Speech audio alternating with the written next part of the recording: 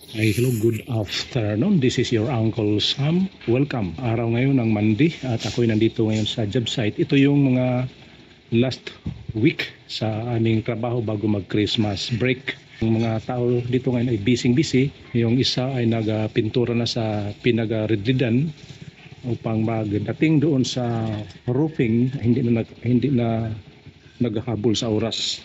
Yung isa naman dito ay inuutosan na maglinis doon sa beam gamit ang isang tubig at upang magtanggal sa mga alikabok at mga impurities sa bakal.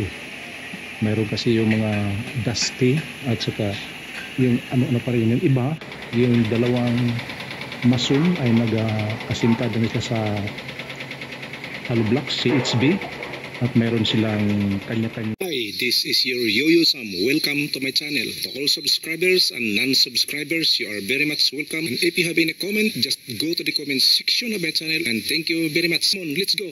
Let's bolt. Yung libor.